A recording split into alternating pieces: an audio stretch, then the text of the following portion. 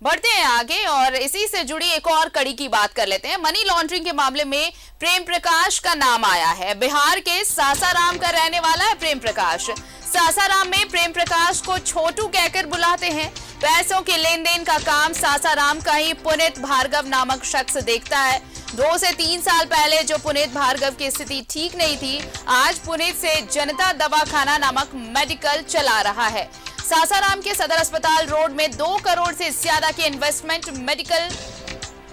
से मेडिकल। पिछले दिनों उसने बनारस से 45 लाख की एक कार भी खरीदी है। सासाराम के नगर परिषद में अपने चहेते को मुख्य पार्षद बनाने के लिए प्रेम प्रकाश ने 4 करोड़ रुपए खर्च किए।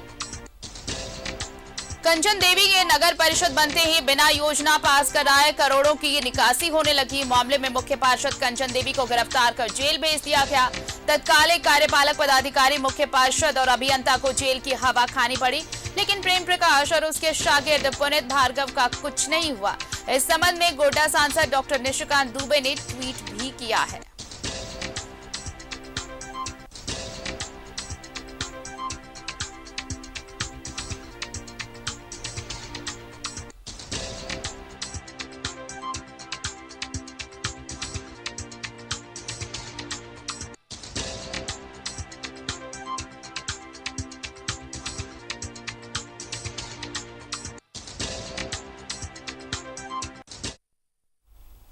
हमारे सहयोगी इमरान इस वक्त ज्यादा जानकारी के साथ जुड़ रहे हैं। इमरान, अब देखिए रोज नए नए खुलासे हो रहे हैं। अब एक ये नई कड़ी ये जुड़ गई है कि प्रेम प्रकाश सासाराम का रहने वाला है, वहां पर कोई भार्गव है, उसके तार भी इससे जुड़ रहे हैं और उसका जो बैकग्राउंड था और अभी जो प्रेजेंट सिचुएशन है वो बहुत ज्यादा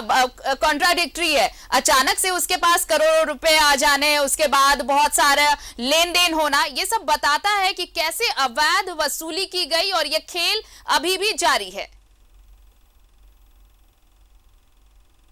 बिल्कुल, प्रेम प्रकाश के जाल जो जिस तरह से बिछा करके रखे गए थे पूरे राज्य में, और ऐसे में सिर्फ राज्य में ही नहीं, राज्य के बाहर सासाराम जैसे बिहार में भी उनके जाल जो है काफी है। क्योंकि पहले भी निशिकांत दुबे ने, जो कि सांसद है गोड्डा के, उन्होंने ट्वीट कर जानकारी दी थी कि प्रेम प्रकाश के संपर्क में रहने वाले भार्गव, उस वक्त भार्गव नाम का इस्तेमाल किया गया था, जो कि पूरे खेल की रचना करते हैं और पूरी जानकारी में रहती है। तो कहीं न कहीं इन सारी चीज़ों को देखने के बाद जो अब पूरे मामले की जानकारी मिल रही है कि जो भार्गव है वो और कोई नहीं, सासाराम के पुनीत भार्गव है, जो कि पूरे चीज़ों को देखते हैं और कहीं न कहीं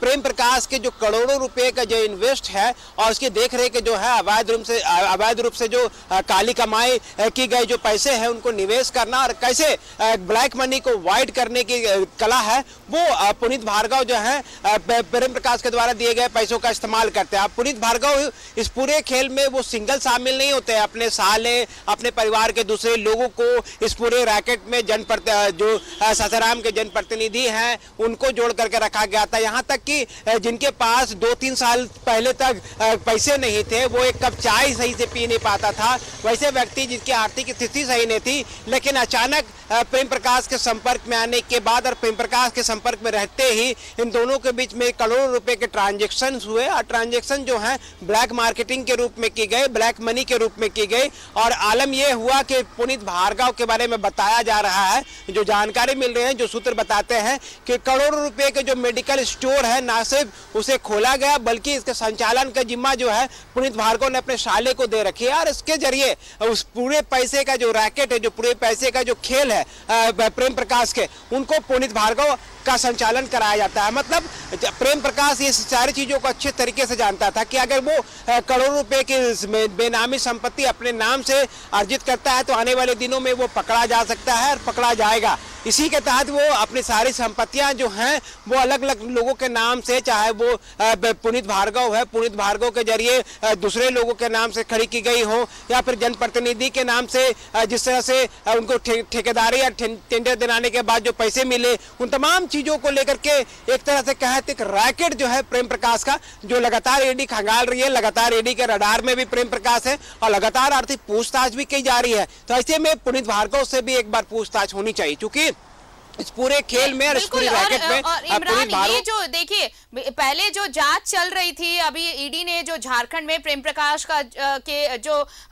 लिंक थे वहां पर छानबीन हुई, लेकिन अब ये जो पुनीत भार्गव का नाम सामने आया, पुनीत भार्गव का जो बैकग्राउंड सामने आया है और अब वो कैसे कनेक्शन जुड़ा हुआ है प्रेम प्रकाश से, तो अब ये वहां पर भी अब जांच का दायरा बढ़ाएगी ईडी की, क्या उसके लिंक और कहीं से जुड़े हुए हैं, क्या ये जो गोरख धंधा है वो कुछ और उसमें नाम और कड़ियां जुड़ सकती हैं?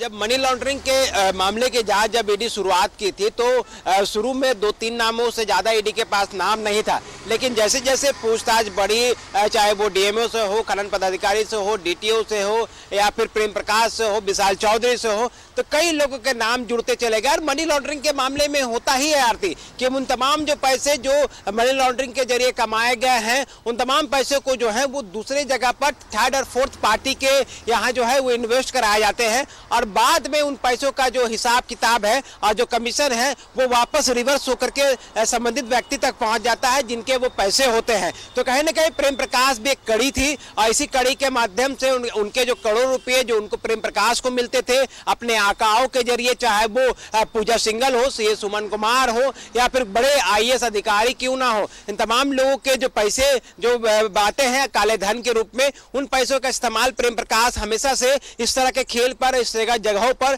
इन्वेस्ट करता रहा है। तो शायद यही वजह है कि लगातार इन्वेस्टमेंट कहां हुई है, किनके लिए हुई है और अपने लिए कितना कुछ हुआ है, अब ये तमाम चीजें अब जब जांच शुरू होगी इस एंगल से इमरान, तो अब ये भी कड़ियां खुलेंगी और यहाँ इन कड़ियों से कौन कौन जुड़ा हुआ है उनके नाम भी सामने आएंगे। फिलहाल शुक्रिया बहुत तमाम जानकारी के लिए और तमाम बातचीत के लिए। तो ये प्रेम लीला कितनी बड़ी है, रोजाना नए खुलासे हो रहे हैं, रोजाना नए चेहरे सामने आ रहे हैं, नए नाम सामने आ रहे हैं और पूछताछ के बाद जो नई कड़ियां जुड़ रही हैं, जो नई जानकारियां सामने आ रही हैं, उसके बाद तो मानो हर दिन एक नया पर्दा उठ रहा है और एक नई लीला प्रेम प्रकाश की सामने आ रही है। फिलहाल इस बुलेटिन में इतना ही। नमस्कार।